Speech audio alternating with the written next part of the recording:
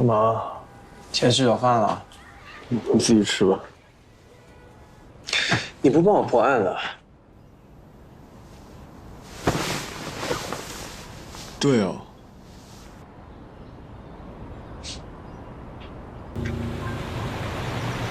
都还没问你，昨天几点回来的？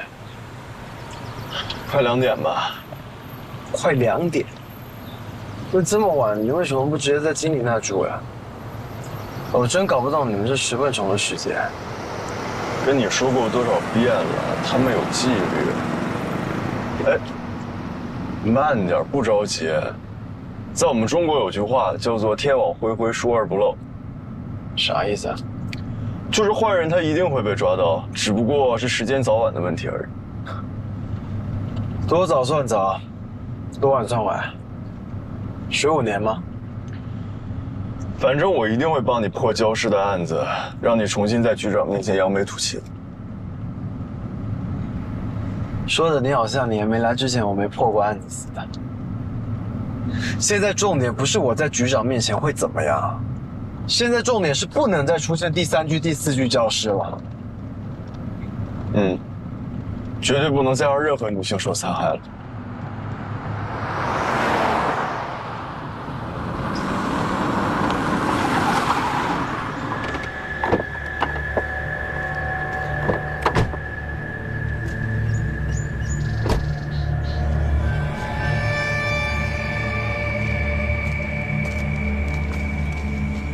警长，怎么样？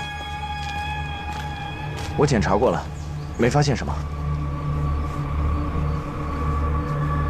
你要是能检查出来东西，还要景天干嘛？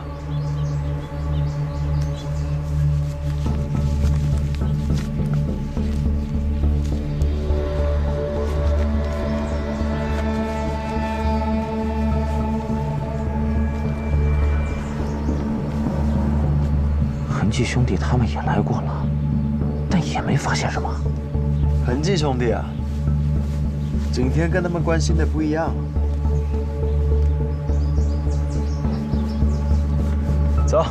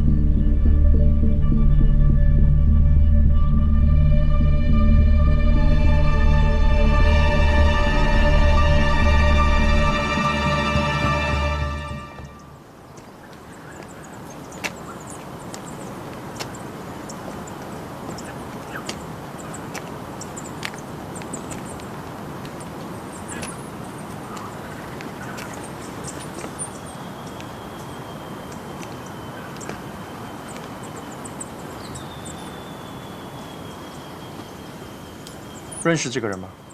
不认识。认识他吗？不认识，不认识。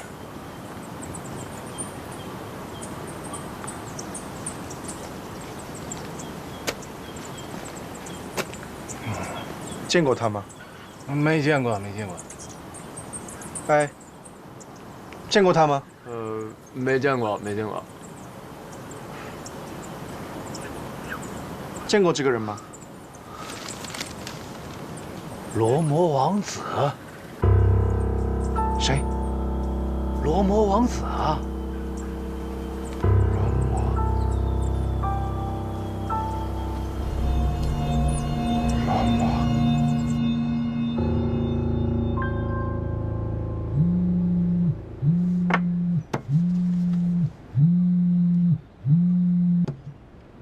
喂，景天。我个人初步推断，新发现的焦尸很有可能是6天前左右被烧的。理由呢？我在现场烧到的树木上发现了寄地吉丁虫。寄地吉丁虫？没错，寄地吉丁虫。这种虫子喜欢过火的树木，只要有树木植被被点着，2公里以外它们都会赶过来，并且它们喜欢把卵产在过了火的树木和植被上。所以你发现了它们的卵？对。从卵的形态上来看，很有可能是6天前被烧的。不过这也只是我的估计，所以想请你过来取一些卵回实验室，来确定精准的过火时间。好，我把手里这点实验记录做完就过去，等着我。好，那我等你。这也行。看见了吗？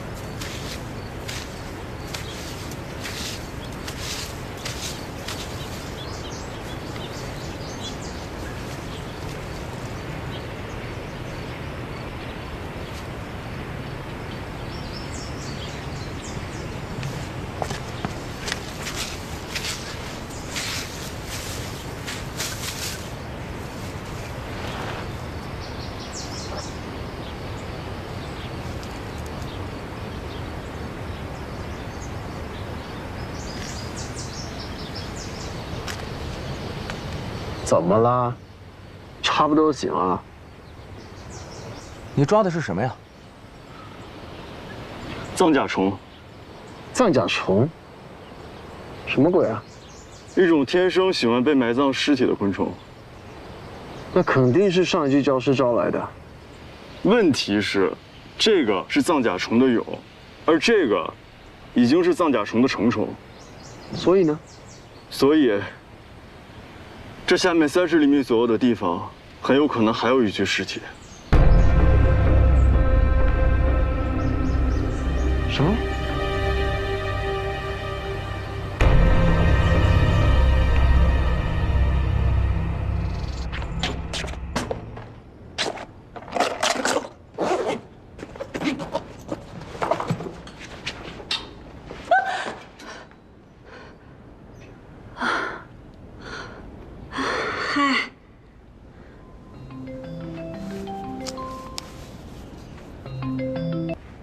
喂，景天，我正要出发。什么？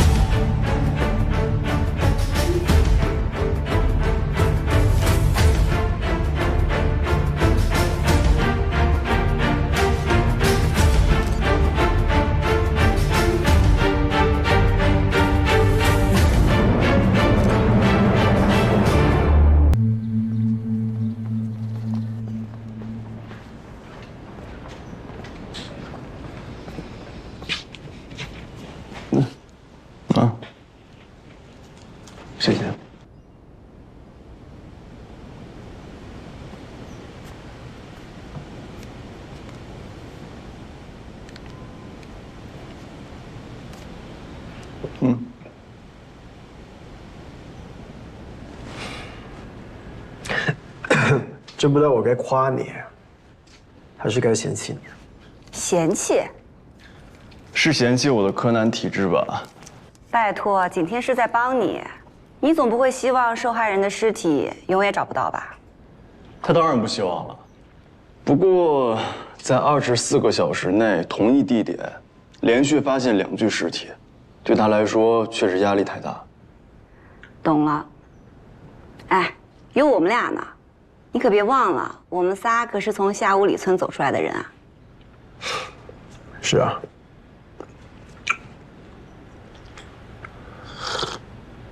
一良，我最早的那具焦尸呢？哦，素可泰府下面的一个警局发现了一位失踪了15年的女性的线索，拿过去比对了。反正放在我们这儿也没什么进展，不如拿过去碰碰运气。那边有什么消息吗？马里奥没跟我说，应该是没有。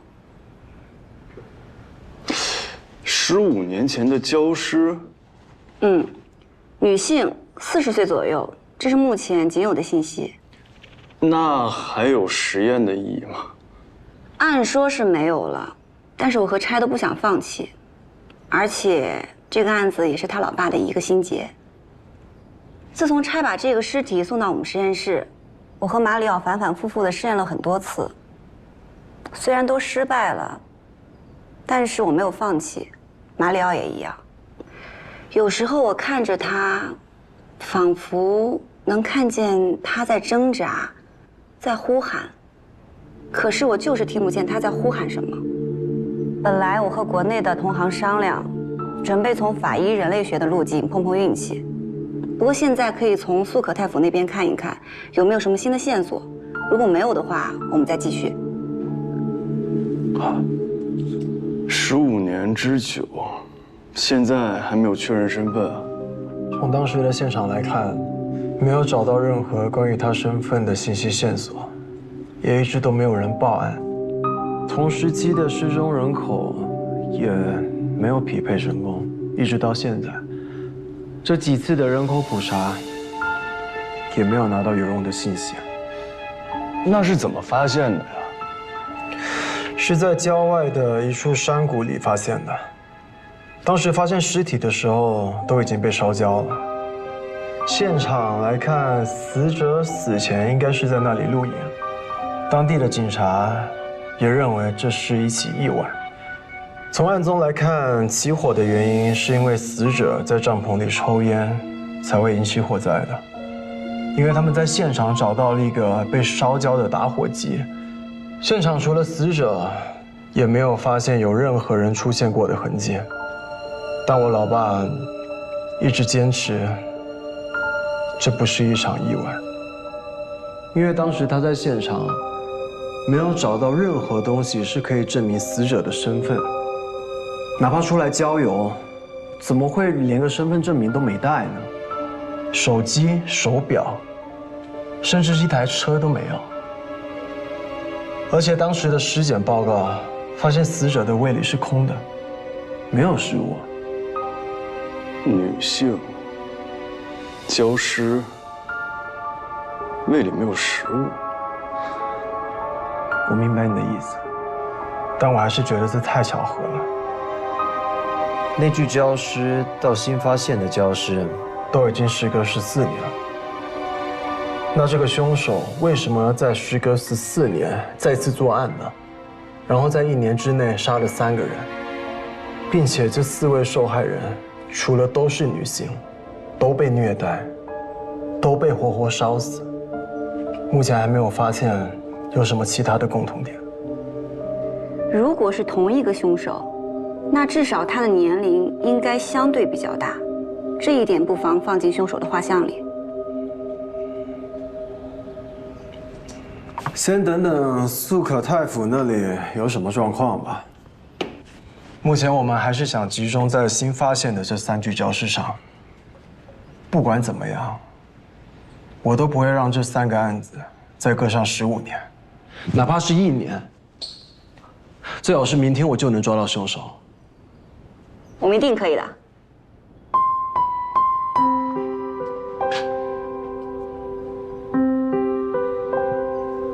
可以的。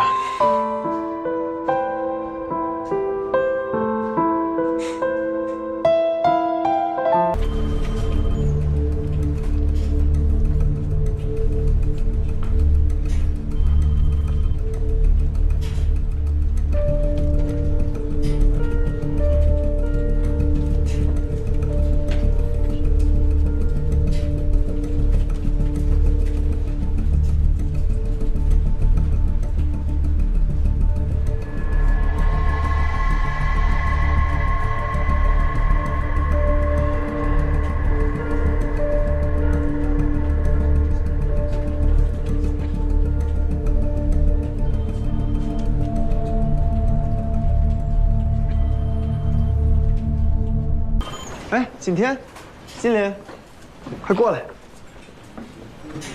景天给你带了晚餐。哦，开门开。来，你们快坐。最新发现的尸骨尸源，我们已经找到了。这么快啊？他叫宗拉维蒙，26岁，是一名网络作家。他的父母已经去世了，一个人生活在这里。怎么找到的？确定吗？确定。根据景天和马里奥所提供的死亡时间，我们收集了截止在1年之前失踪的所有20到30岁的女性资料，先和献血的记录比对，正好这位姑娘有献血记录。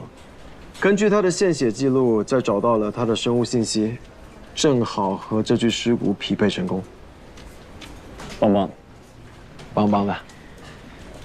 替他报案的，居然是一名从没有见过他面的小读者。因为他的网络童话停更很久就报案了，受理报案的警员因为是小孩子报的案，就把他当成是粉丝催稿的恶作剧，根本就没当回事。幸亏警长坚持让我们认真对待每一桩报案记录，这才没忽略过去。没想到还真是他。网络童话。对。警长，那个丹尼尔到了。丹尼尔。是啊。丹尼尔是受害人在1年之前为数不多的几个联系人之一，算是和受害人从小一起长大的。哎，等一下，你们说的这个网络童话是不是那个田野上的圣甲虫啊？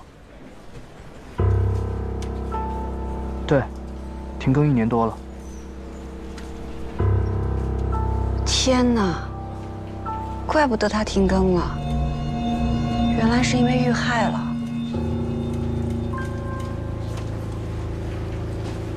你们知道？金陵一直在追，刚刚来的时候我们还在看，没有想到真的是他。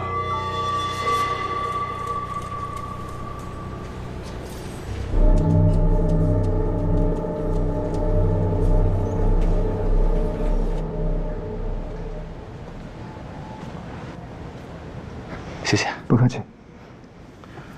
丹尼尔，你最后一次跟宗拉维蒙联系是在什么时候啊？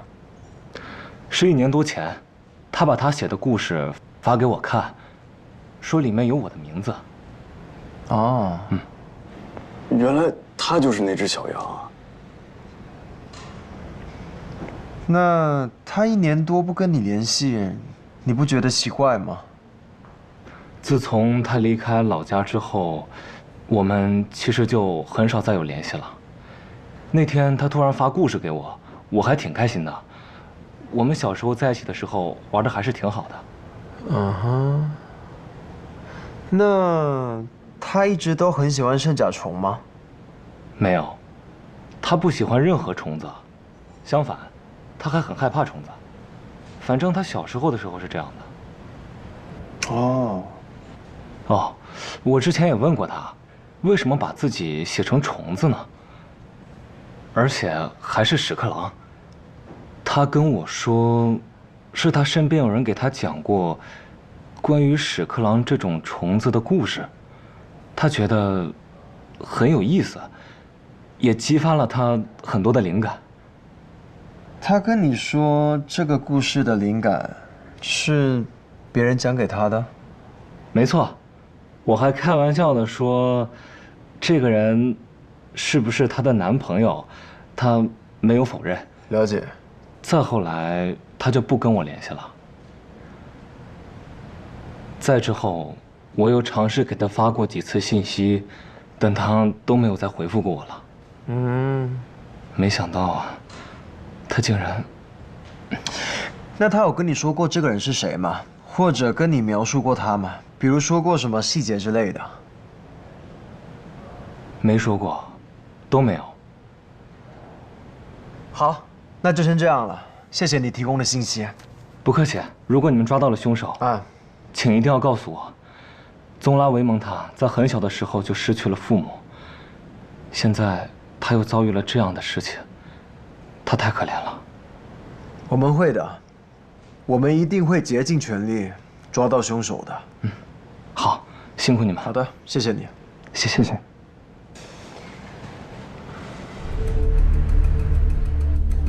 这个是在宗拉维蒙家里发现的电脑，屏幕上的是这台电脑最后一次使用之前1年时间的浏览记录，分为3大类：购物、浏览网站、使用社交软件。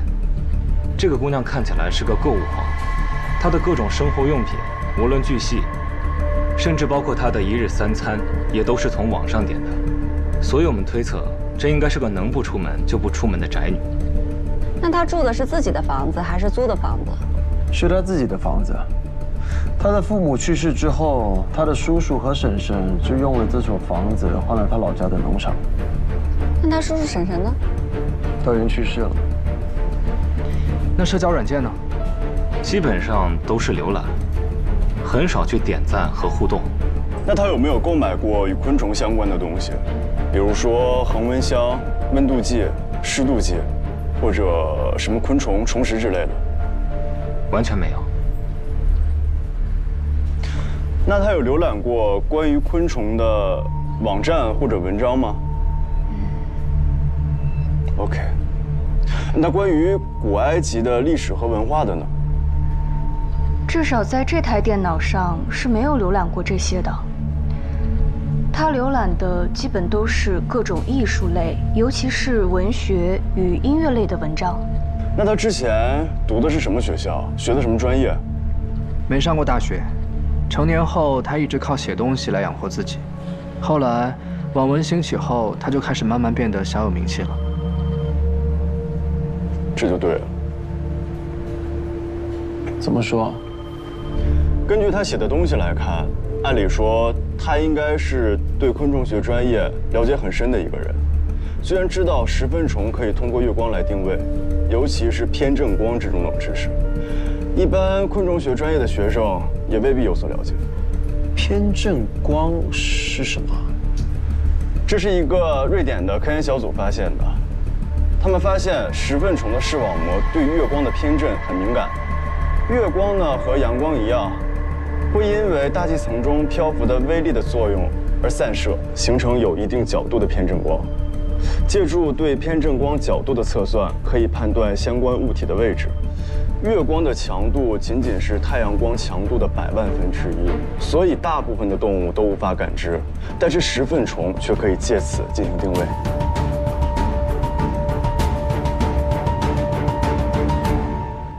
你看我干嘛？我也不懂，他懂就行了。不光你们2个不懂，根据宗拉维蒙的浏览记录来看，他可能也不懂。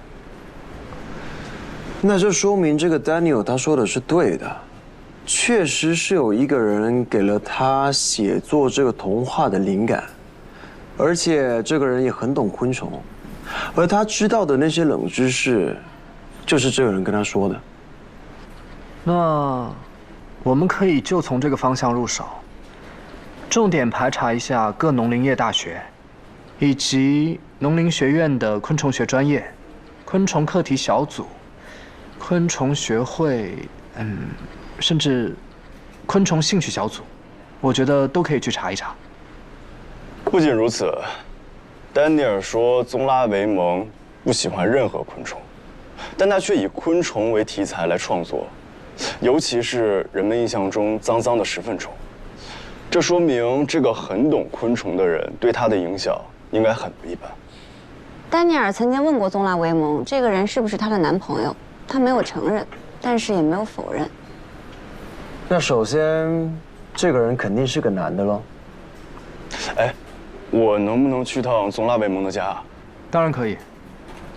痕迹的兄弟们现在还在那儿。哎。你倒是答应的挺痛快的啊！那必须，根据以往的经验嘛，景天关心的和我们关心的并不一样，而且他毕竟还是我们的专家顾问嘛，那我当然要好好的配合他了。成熟了嘛，终于懂事了嘛。好了，走，好，走吧，谢谢啊，谢谢啦，不客气。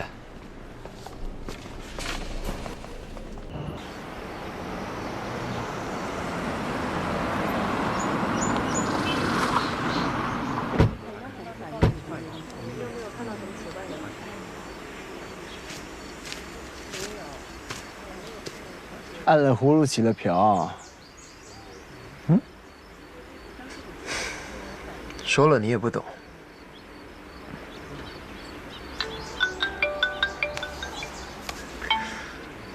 怎么样？你那有收获吗？已经查到了，经过确认，那个徽章确实是德国卡恩昆虫研究会的徽章。这个研究会在国立农业大学昆虫学院有个常驻的办公室，有9名本地员工，2名是女性，其中1位正在上班，而另1位在休假，我联系不上。联系不上？联系不上的这个叫什么名字啊？多大年纪啊？啊，她叫兰雅，年龄是29岁，是这个办公室里专门负责昆虫标本制作的工作人员。OK。照片已经拿到了，我这就发给你。发过来。照片发给老大。收到。好，那我就先挂了。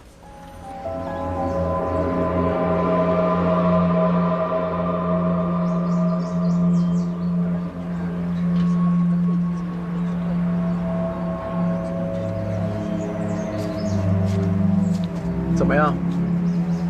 你看他的拳头。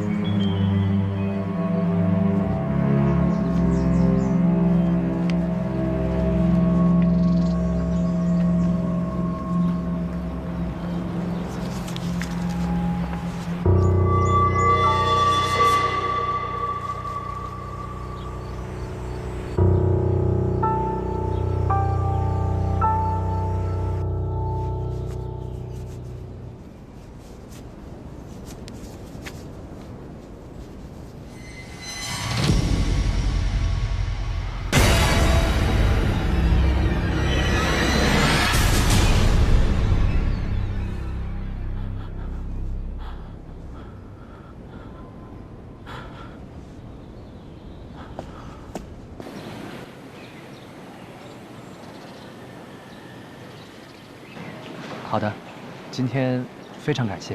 啊，不客气。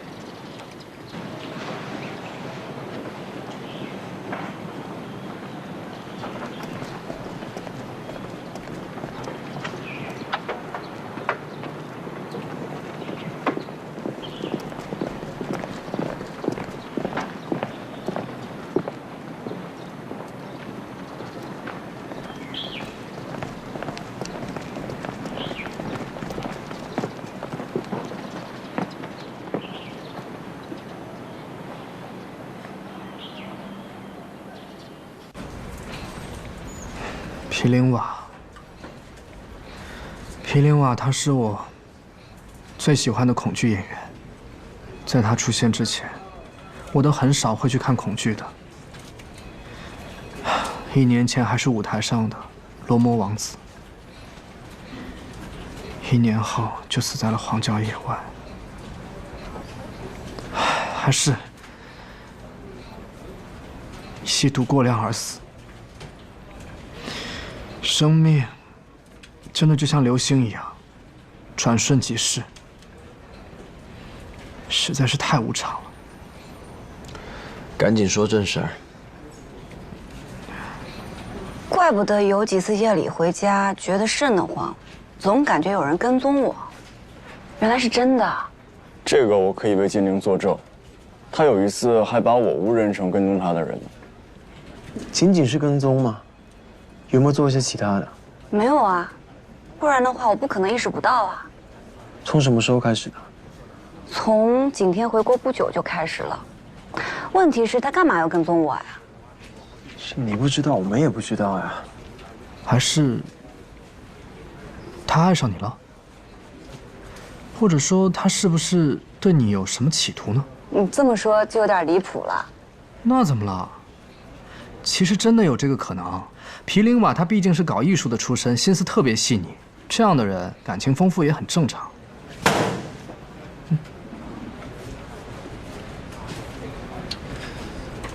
跟踪精灵，跟踪兰雅，他们2个都是女的，这还可以解释。但跟踪马里奥，这又是为什么呢？而且他和马里奥又起了冲突，还不是一般的冲突。皮林瓦他在死的时候手里还握着马里奥的袖口。难道难道是马里奥杀了皮林瓦？怎么可能？他为什么呀？马里奥为什么要和皮林瓦起冲突啊？就算起冲突就会杀人吗？堂堂一个法医杀一个流浪汉。哦，对不起，我没有轻视流浪汉的意思，但是这确实说不通啊。可能是马里奥爱上你了呗，然后发现皮林瓦跟踪你，他担心皮林瓦会威胁你，就和皮林瓦起冲突了呗。起冲突之后，发现皮林瓦这个人很危险，就把他给杀了。你这脑回路怎么进警局的？我跟你说，我这个人分析案子不一定在行，但看这方面就没有错过。我敢打赌，马里奥肯定爱上了你。我见过马里奥，看你的眼神，100%是。喂，这有什么奇怪的？早就看出来了。再说了，喜欢精灵不是很正常吗？你不喜欢？喜欢。谢谢。老实说啊，其实我也觉得他们俩之间真的不是一般的冲突。你没看监控视频里，皮林瓦对马里奥都动刀子了吗？皮林瓦对马里奥动刀子，不代表马里奥就会对皮林瓦动刀子，就会杀人啊！他完全可以报警控制住皮林瓦呀。这就是问题的所在啊。马里奥他为什么不报警呢？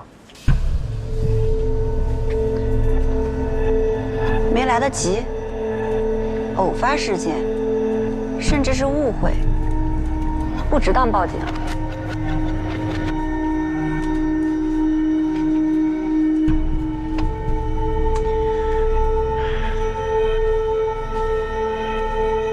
哦，对了，我忘了说一个信息。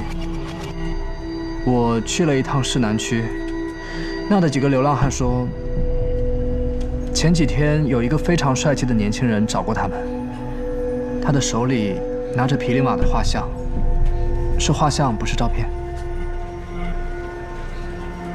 你早干嘛去了？你现在才说，啊？给我转过去，转过去，转呀！是。你接着想还有什么没说的啊？今晚没有我的同意，不许转过来。干脆请马里奥过来。这样不好吧？大家都是一个系统的，现在咱们还求着他呢，这样做是不是有点尴尬？要不，还是我和德国去找他吧。我管他尴不尴尬，反正我不尴尬。把他请过来吧。是。卡，兰雅家附近有没有装监控？调出来查一下。那一带没有监控，如果有的话早就查了。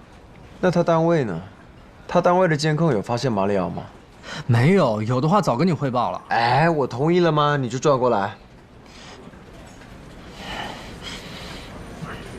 那把马里奥的指纹和现场找到的那个注射器比对一下，还有，去联系一下缉毒队的兄弟们。要购买这么大量的毒品，肯定能够找到上下家是谁。是。说。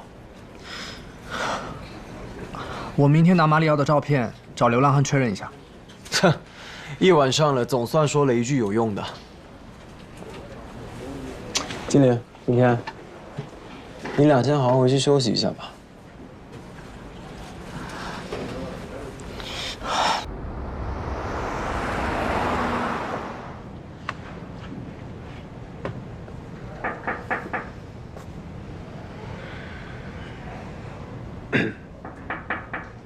进来。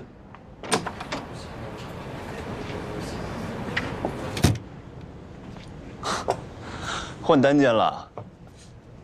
单间有什么稀罕的？比起外面那热热闹闹大开间，这里就像个笼子一样。待久了，没准我也快瞎了笼了呗。那你干嘛把我约到这个笼子里呢？怎么了？神神秘秘的。你说兰雅的死亡时间是6天。根据基地吉丁虫虫卵的形态来看，应该是6天。你光看虫卵的形状，就能看得出来是6天。这有什么的？看得多了，自然就有感觉了。哎，就像你们当警察的，看的坏人多了，肯定抓坏人就更有感觉。你这么肯定死亡时间是6天啊？你什么情况啊？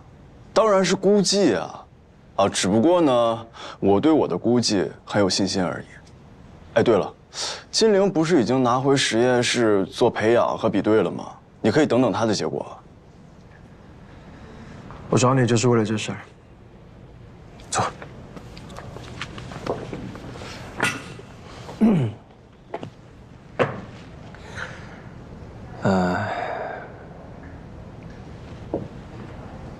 怎么了？金陵他们的报告显示，死亡时间是7天。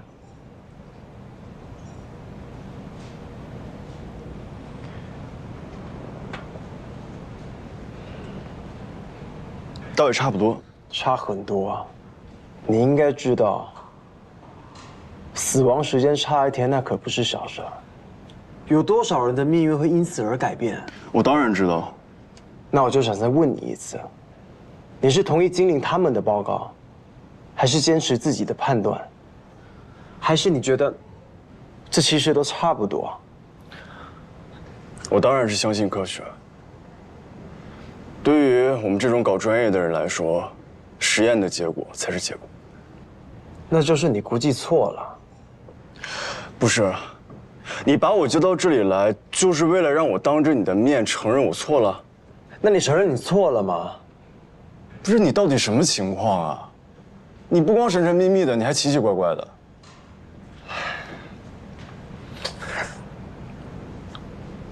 我在局里调了法医昆虫学实验室的值班报告。如果死亡的时间是6天，如果是6天，马里奥就有作案的时间。但如果是7天，马里奥就没有，因为当天他在值夜班，还有监控的记录。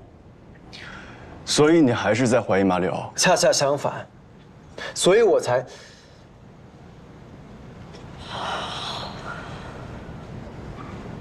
对不起啊，所以我才想当面听你说，你估计错了。我坦率地说，这个法医昆虫学实验室在国内还是数1数2的，而且像你说的，这个实验报告是反复的、严谨的科学实验的结果，而不是简单的看一看、估计估计。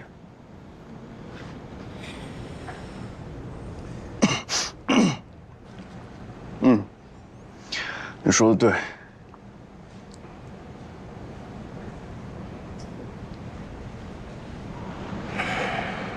那就好。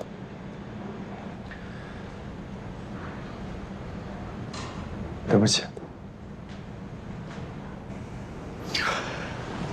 但如果你要我说心里话的话，我依然还是会坚定地认为是6天，因为我相信我的感觉。所以你是在怀疑金陵的专业性、严谨性，还有他的敬业精神了。谭景天，马里奥他只是喜欢金陵，他并没有。如果你非要这样说的话，那我们也没必要做朋友。